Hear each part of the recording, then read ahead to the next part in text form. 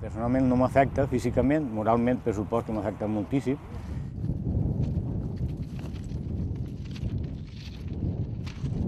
Segons els planos, així on estem, a la part de dalt de la via, van 4 vies. I després ja va agarrant altura i segurament em posó a plegar 8 o 9 metres d'altura. La barbaritat és total. Estem en una zona inundable, molt inundable. Tenia que tindre present que en l'any de la Riuà, que va ser la Barrancant, l'any 57, per així passar moltíssima aigua. Això seria una barrera que faria impossible el que passara l'aigua, i entonces hasta inclús els pobles podien patir tota aquesta quantitat d'aigua que se va acumular per l'altura que va agarrar l'AVE, no?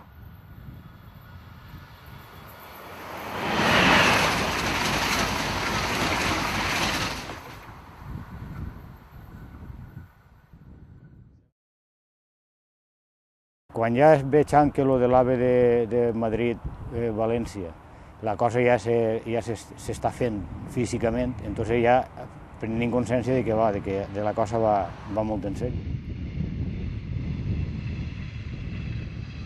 Tot va començar a l'any 2002, a finals d'any, a desembre. En desembre rebem en l'Ajuntament una proposta del Ministeri de Foment, en aquell moment estava Álvarez Cascos, i rebem una proposta d'estudi d'impacte ambiental en el que se barallaven 2 o 3 traçats. Lògicament, el que fem és començar a estudiar a fons l'assumpte i comunicar als veïns, principalment als afectats, què era el que podia ocorrir si al final aquest traçat s'aprovava definitivament. Nosaltres automàticament se ficarem en contacte amb els ajuntaments de Meliana i de Foios i digueren que ens explicaren quin era el trajecte i què és el que podien fer. Ens perjudica a pobles com Roca Cooper, com Albuixec, com Puçol i tal. Ja que els ajuntaments d'ací dels pobles afectats a Puçol no estaran enterats o no han pogut enterar-se que ara estan interessats en entrar a lo peor. Y de momento, pues nada más. Y para el caso de que venga lo peor, pues volvernos a juntar con ustedes para minimizar el impacto. Ja es mobilitzarem tota l'associació, farem pancartes que volien que s'estudiara el tema, que així n'hi havia molta horta, que era la poqueta horta que ens quedava. Què passa amb l'Ajuntament d'Albalat, d'Albuixec, de Massabassat, de Puçol? I jo crec que sempre hem dit que la unió fa la força. No sé si aquests ajuntaments no es pareix bé, el que estem dient d'ací. Des d'ací, però nosaltres Ens enviaren el que són 3 estudis de 3 possibilitats de per on podia passar. Nosaltres automàticament se ficarem en contacte amb els ajuntaments de Meliana i de Foios i digueren que ens explicaren quin era el trajecte i què és el que podien fer.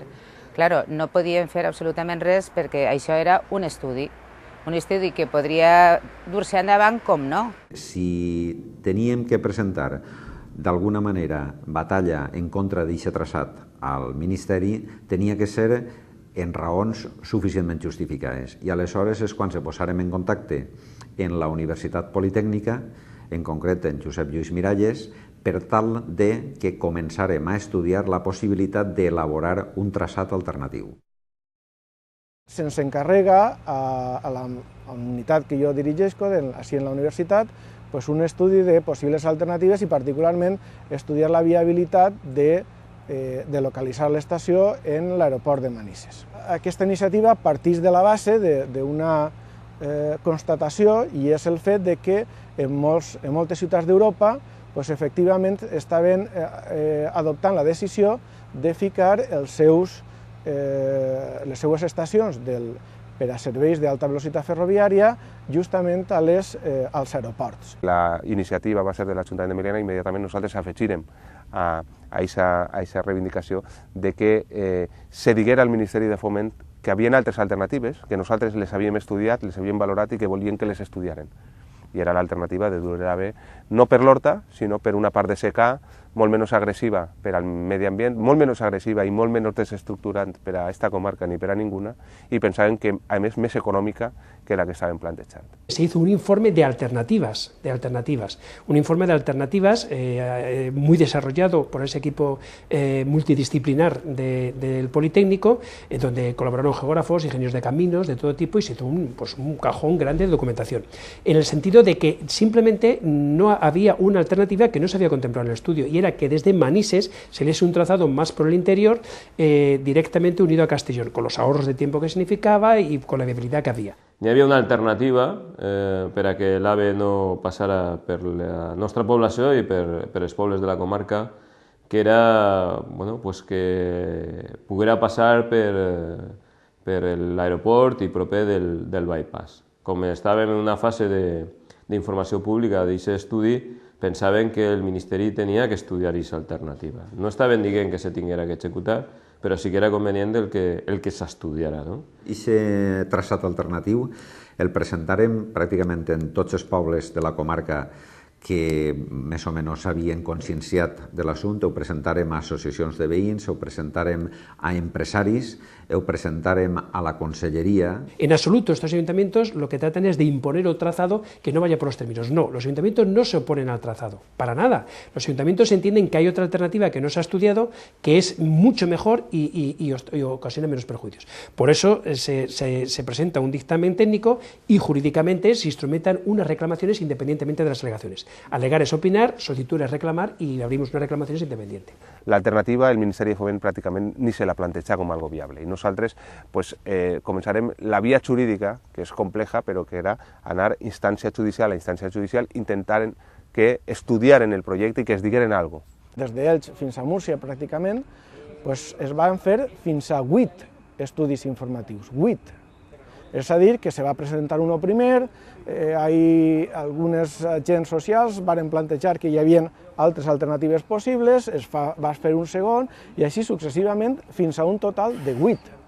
És a dir, que sent que en el cas d'Oriola se va fer d'esta manera, també és incomprensible que en altres llocs simplement es negue la possibilitat d'estudiar alternatives que tècnicament, si més no, són viables. Hi ha una sèrie d'interessos que les administracions central autonòmica i la mateixa ciutat de València han determinat que estan ahí. Jo no vaig entrar ara, en el moment en què estem, a qüestionar si l'AVE tenia que anar a l'aeroport o no tenia que anar a l'aeroport. Nosaltres ja ho digueren, que per a nosaltres era més fàcil que poguera anar a l'aeroport, però també hi ha una qüestió que és la solidaritat entre totes les poblacions, és a dir, si al final és més interessant per als interessos generals dels valencians que l'AVE, com han determinat l'administració central, l'autonòmica, l'autoritat portuària, l'Ajuntament de València, que no hi ha que oblidar que la ciutat de València és molt gran en comparació amb la resta de municipis, no podem no atendre aquestes necessitats. No s'ha plantejat, jo crec que mai, des de ninguna institució pública, ni des de la Generalitat, ni des de l'Estat, ni des de l'Ajuntament. Entre altres coses, perquè, en primer lloc, acabo de dir abans que per a la ciutat considerem que és irrenunciable el no perdre la centralitat de l'estació.